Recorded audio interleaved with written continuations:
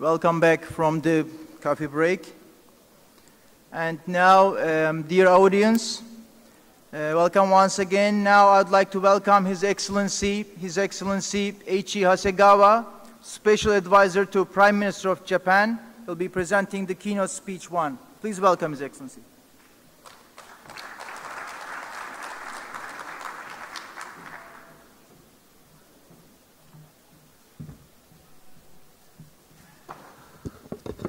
Well, good morning, and the Excellencies, and ladies and gentlemen, distinguished guests, notably the Mrs. Banji girl.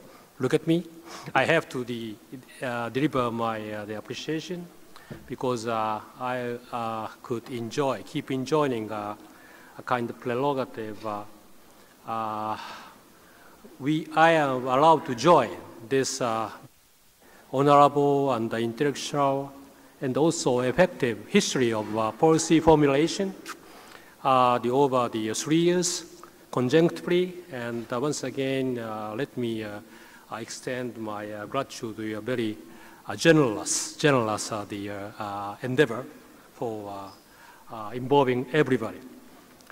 After that, I have to extend our sense of condolence and also sympathy for the victims and injured or affected, or the people in the recent the heinous events which took place in the very close from this area. And also, let me take this opportunity to say our appreciation as a Japanese for your very kind, encouraging, and also a kind of donation contribution for the victims of a very big-scale earthquake which took place 2 months ago in Japan. Well, the Istanbul is beautiful, and also a Japanese, myself, and also my boss, namely Prime Minister Abe, are having the special sense, precious sense toward this the beautiful city, historic cities. Actually, the last time I had a chance to visit here was almost the half year ago, the November of last year, on the way to the G20 meetings held at Antalya. And the President Erdogan, although he had to play a role of chairing a role in the G20, he found that a precious time, and then the stay sometimes together with the Prime Minister and then our delegation here in Istanbul. Because at that time we could enjoy the 2 conspicuous events. First one was we celebrated just completed movie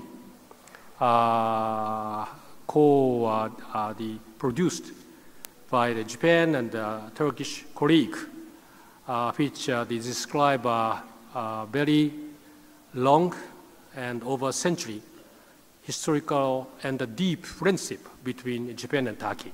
And also, second event was here also in Istanbul, aiming for celebrating the kind of renovation, completing of renovation of Japan's flavored park, which is located here in Istanbul. And that park, I was told that the firstly constructed almost a decade ago. However, probably, if my memory is correct, is 2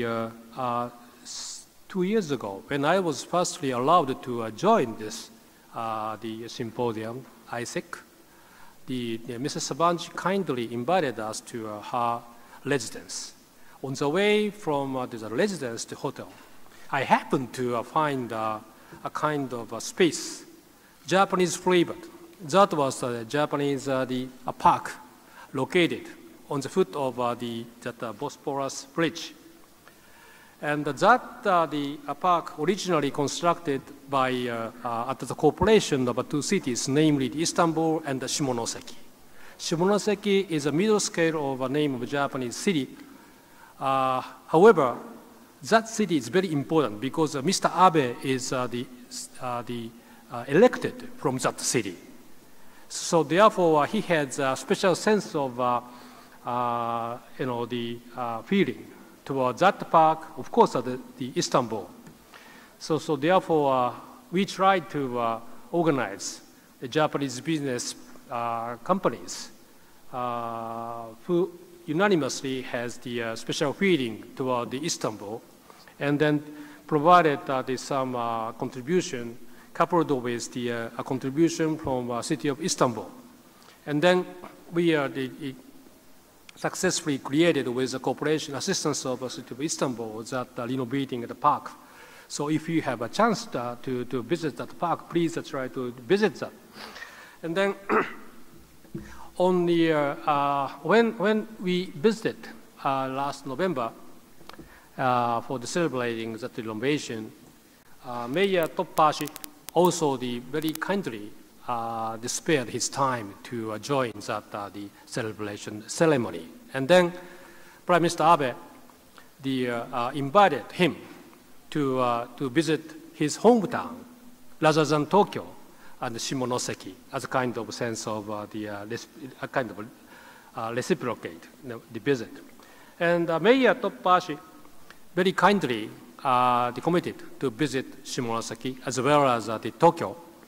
And then actually he visited both cities last April, almost 2 months ago, when everybody could enjoy full blossom cherry, and one of the beautiful season in Japan. And then, therefore, I asked the mayor's time yesterday, and we agreed to visit and step up those kind of communication and the two ways visiting in a more dense manner.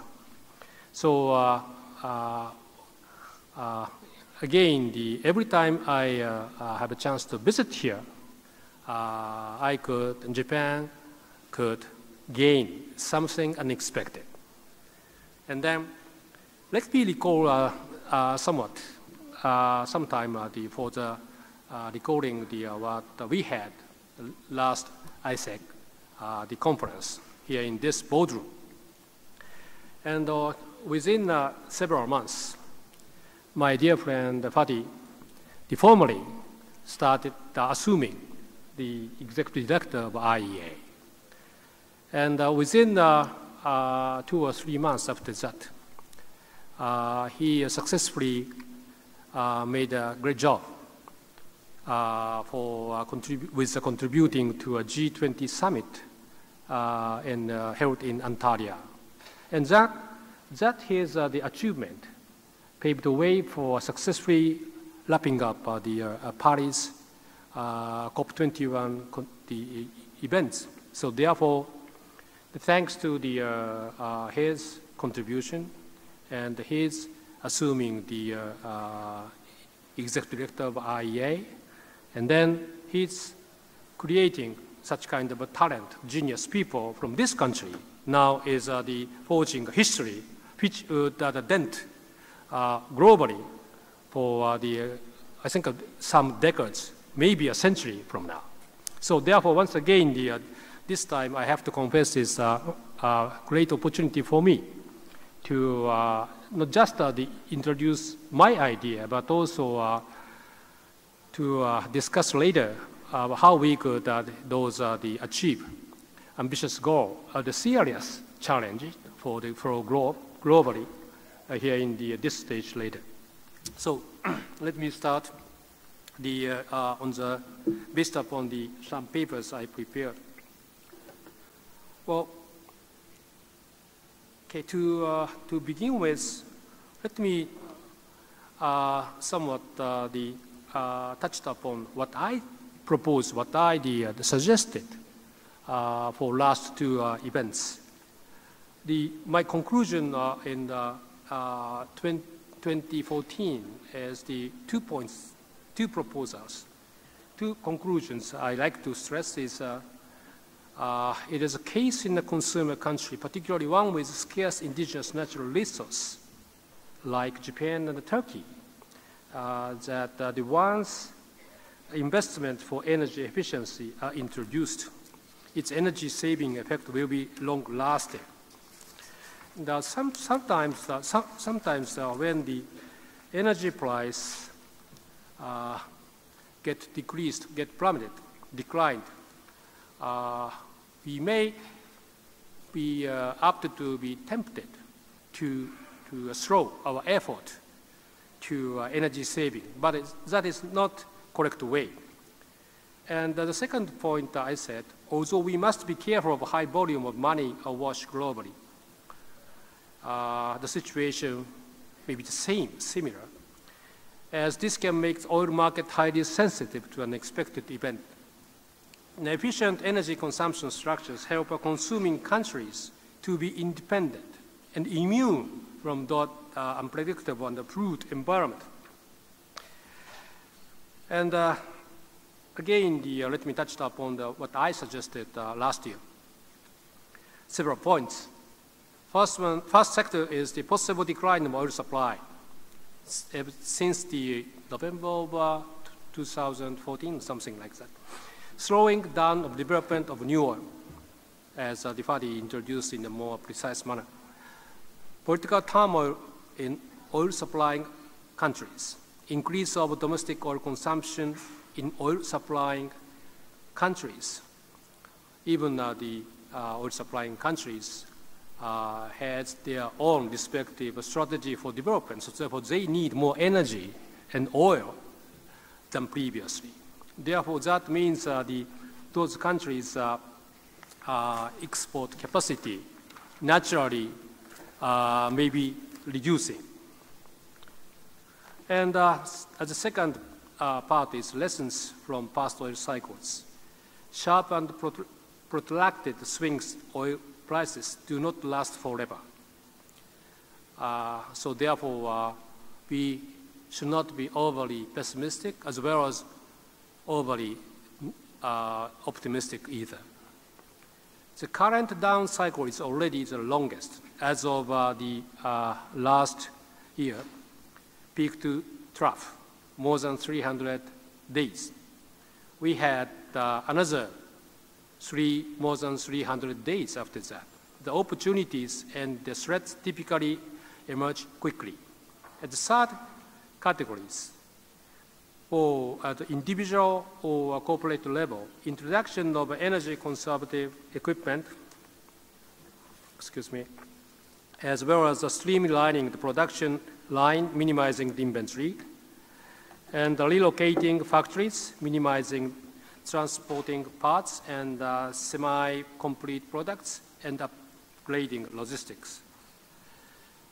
As a fourth segment at a societal level, re-engineering social structures such as the introduction of the mass transportation system.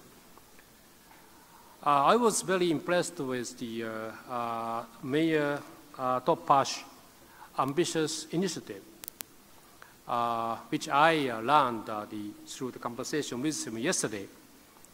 He is now trying to develop in a very rapid scale and quickly the large scale of mass transporting system in this city. And then upgrading electricity supply chain and minimizing disruption, to say nothing, not to say nothing of outages. Now that particularly our society as a whole, even developing the economies now depends heavily on electrification and IT network introduction. So therefore, excuse me. This tendency probably would be strengthened. And as the final and fifth categories, what could we gain? Deduction through deduction of the consumption oil, through deduction of wasted time, the improvement of the quality of service, improvement of macroeconomic balances, and reduction of the clout of oil supplying countries. Now, what happens thereafter? Quickly check through. Supply side, the world oil production, over which Dr. Bill already touched upon, so therefore I have to skip this section without wasting my, with duplicating the contents. However, OPEC does not look to reach consensus since it was agreed upon in November of 2014. Part of that, the agenda or the causes may have been how Iran behaves, what kind of strategy they prefer to take. That may be one of the reasons why the OPEC does not look to reach consensus. But and then at the supply side, second picture is again Fadi touched upon. The reduction of active oil rigs in the United States is one of the typical example as one of the plummeting of investment in the upstream side of oil production cycle. However, since the remaining oil rig in the United States seems to me, my interpretation is successfully stepped up its the production efficiency. So therefore, actual supply volume does not necessarily has reduced, like the number of the reduction of those the active oil. And then price. Let me defer to this gentleman and the ladies and other speakers. How should we interpret or predict the international oil prices? However, excuse me.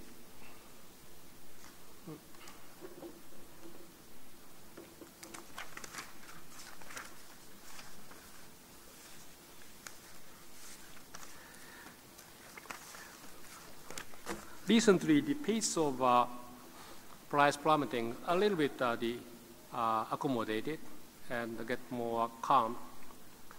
Probably of course, any move has its plus and minus side, but aggregated effect probably I believe it's plus.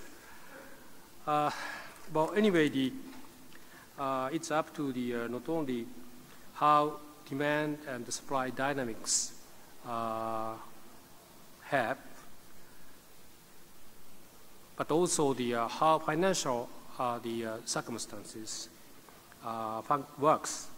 It's up to to have a dent for this kind of price tendencies. And then demand side, again, let me stress the demand in the BRICS, particularly the emerging countries, would not decline. Rather,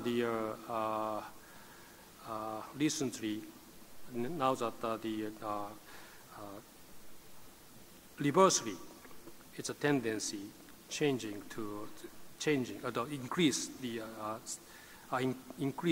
start increasing. I think my interpretation is not only the power generation, but also the a kind of transport needs must keep increasing. So therefore, that means the price of the petroleum and other energies have the kind of basic tendency rebounded to increase once the situation and some parameters changed. So some parameters have to be highlighted. As a chairing countries of G7, let me introduce the IICEC summit to highlight it.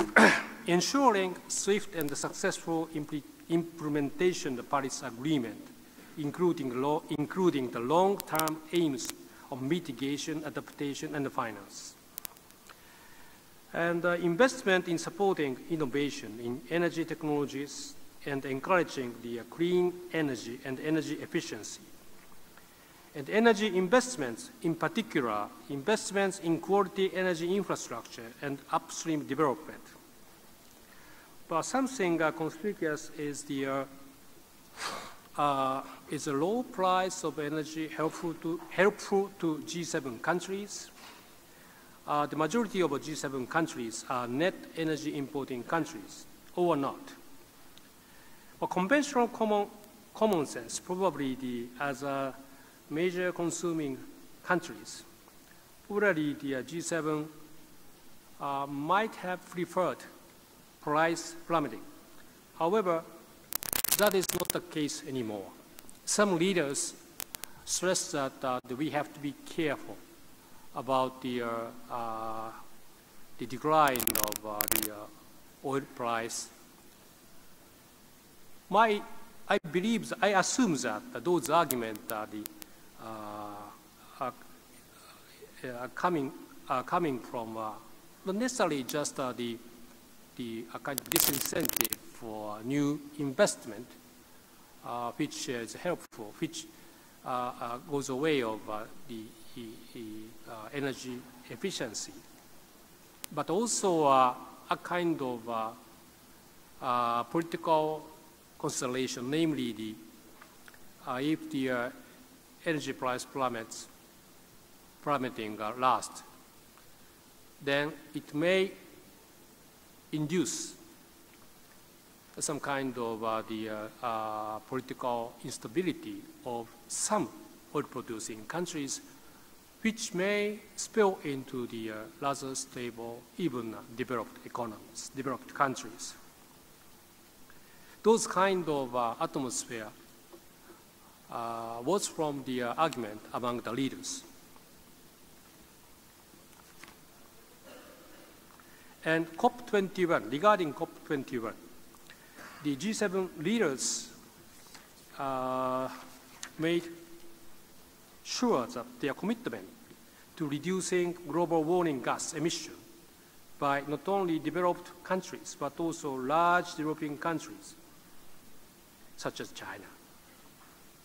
Energy conservation and not only decarbonization, but also innovating the social energy consuming structure is necessary. So therefore, increasing renewable energy, natural gas, and safe nuclear energy are very important, maybe essential.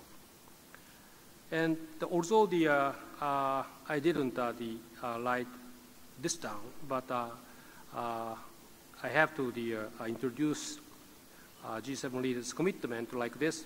G7 commits to taking the necessary steps to secure ratification, acceptance, or approval of the Paris Agreement as soon as possible, and calls on all parties, almost the 200 countries, to do so, striving for a goal of entry into force in 2016, namely within this year. As they are member of G7 countries, our country is now preparing seriously how we could get the commitment or the Paris Agreement commitment into the force. I think the other G7 leaders, G7 members country is similar, more or less in the similar situation. And then let me turn to some other parameters. Is the dynamics within OPEC member countries. Well, Saudi Arabia, recently announced new policy initiative. Food's key thrust is reducing dependence on oil. But to what extent will Iran accommodate other OPEC member countries? That is, of course, particularly thinking that Iran has the fourth biggest oil reserve, And also now that the collective sanction was lifted, so therefore it is rather natural for them to pursue the economic development, leveraging with their own indigenous resource, namely the oil. However, among the OPEC members, there are some financially strapped countries.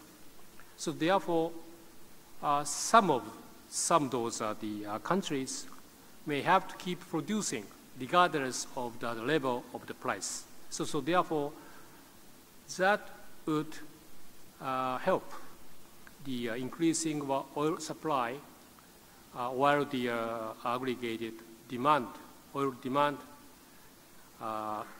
that would not increase conspicuously.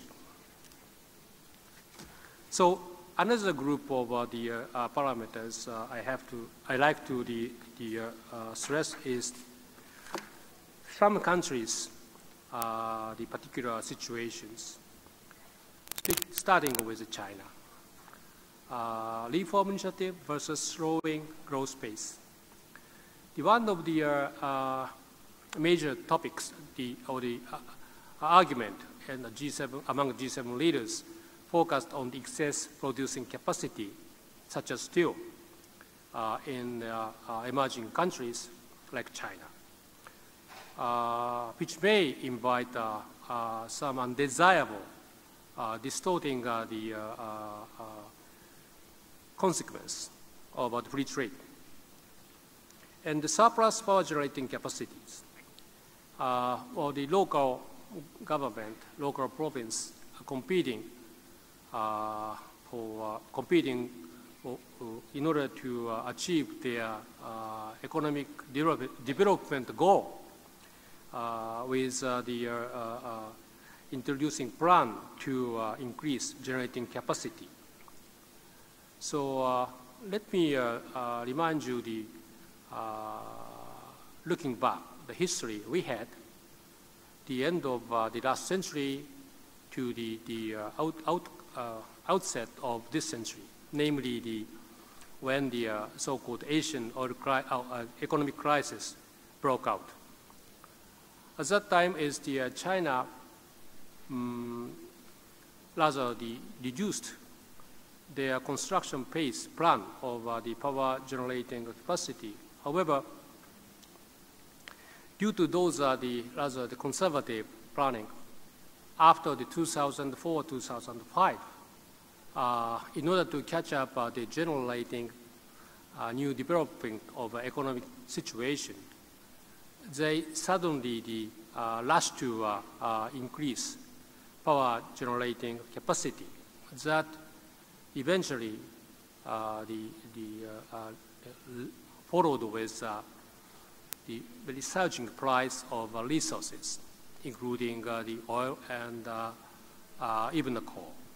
So therefore, how we predict, how we construct our those power generating capacity level, it's very hard to explain. But we have to do that. So, and also the highly polluted atmosphere, and actually the people on the street may be regarded kind of the victims. And the continuous demand in the growth of transport. So as I mentioned earlier, the energy demand in the BRICS emerging countries probably would keep rising, is partly due to from those the continuous demand growth of transport. If you look at the statistics of how many vehicles were sold and are sold, we could rather easily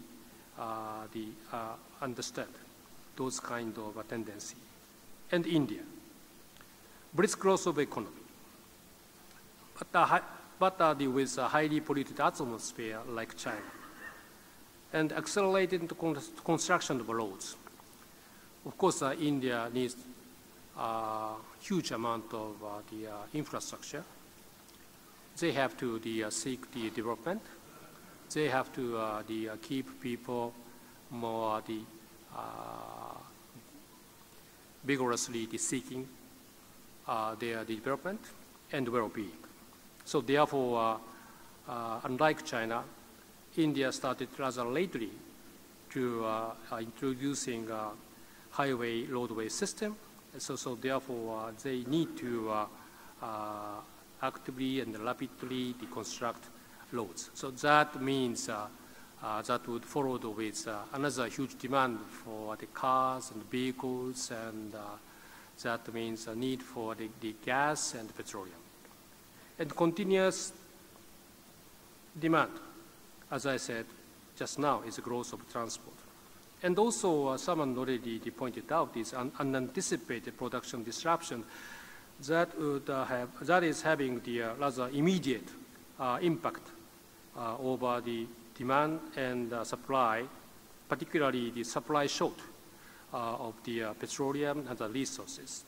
Recent example is Nigeria, wildfire in Canada, and the political unrest in Libya. So my conclusion, as of this moment. Firstly, once again, I have to reiterate the necessity of the raising energy efficiency. Say, for that sake, we have to renovate or introduce more high quality infrastructure, and then innovation. The innovation, the G7 countries stressed importance of innovation for every segment of this the supply and the demand chain. Say, if we check the energy consumption per GDP, as of the early and mid-80s, there was a huge gap. The energy consumption per unit GDP between the China and other maybe developing countries versus oil-producing countries and developed economies. And then if we try to more look at precisely, in a precise manner, recent situation and other countries than China, the right side, the graph showing the almost every country is steadily increasing, steadily improving its energy efficiency. Of course, Japan made a huge effort for improving energy efficiency because we don't have energy, indigenous energy source. So therefore, everybody already have been everybody may be aware, may be aware of that. Japan was shocked, huge impact, negative impact, due to the 2 times of a so-called oil shock, which took place early 70s and 1980s. So therefore, for the time being, the hike of price of energy damaged Japan's economy as a whole. However, interestingly, since the energy price hiked, therefore we could find a huge economic justification for introducing more energy efficient new investment. Probably now that the IT or the other so-called artificial intelligence, those innovative the new technology emerged. So therefore, once again, even without oil shocks, we must pursue again those the innovative investment. So therefore, in that sense, not only just the oil-producing country and oil-demanding country as a whole, we are commonly sharing same kind of challenges over which our cooperation is having a more value unlike previously. So coming back, the second conclusion is diversifying energy sources. This is the kind of plank of energy policy. As a country without the indigenous energy sufficiently, diversification was and is our energy policy strategy's key. Namely, not only just depending on petroleum, but also the introducing non-petroleum energy, coal, nuclear, and natural gas, recently stressing the value of renewable energies. And then third conclusion is securing redundant supplies in some cases. Well, particularly, this is a case, I believe, is to the electricity. Sufficient electricity for critical usage, such as medical care, financial and other IT networks, and public utilities, say supply of waters and etc. Electricity is the function is essential. You could easily imagine that even without electricity, we couldn't elevate water from on the ground to the higher level of building. So therefore, we couldn't totally trust it on the grid stability. Of course, we must keep grid stability, but some unpredicted accident may take place. So therefore, in such case, if electricity outage, even a shortage, sometimes may disrupt critical functions of people, lines, and the society. Say the disruption of electricity in the hospital, somewhere like that. And also, my conclusion is predicting mid- and long-term scenarios together with scenario B. That means, of course, as a government, we have to keep a strategy for gaining supply in a stable manner with 3 E's, namely the energy, economy, and environment, as well as the safety. However, no one can predict exactly, accurately, how the global market, how the global accident may take place. So therefore, on one side, my view is we have to step up for the international cooperation now that the difference of the position between the oil-producing countries or oil-demanding countries now the integrated. However, at the same time, is the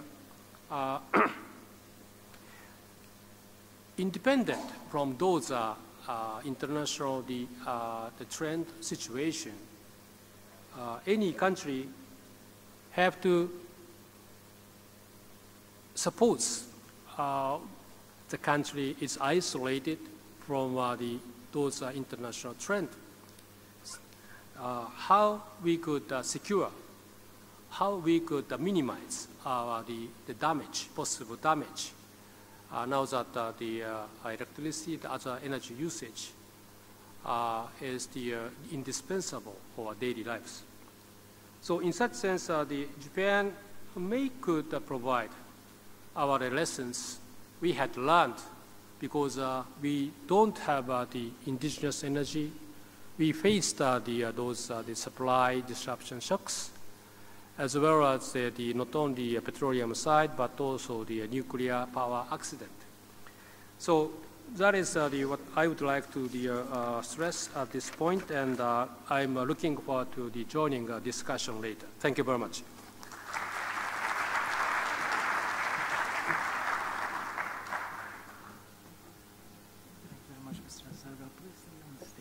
Excuse me.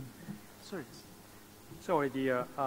Taking this opportunity, let me introduce two brochures we have prepared.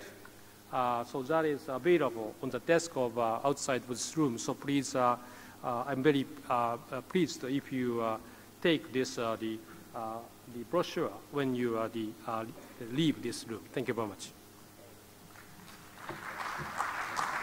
Thank you very much, Mr. Hasegawa. And IICEC's honorary chairman, Dr. Fatih Birol, will be sharing IICEC's certificate of appreciation to His Excellency, Mr. Hasegawa.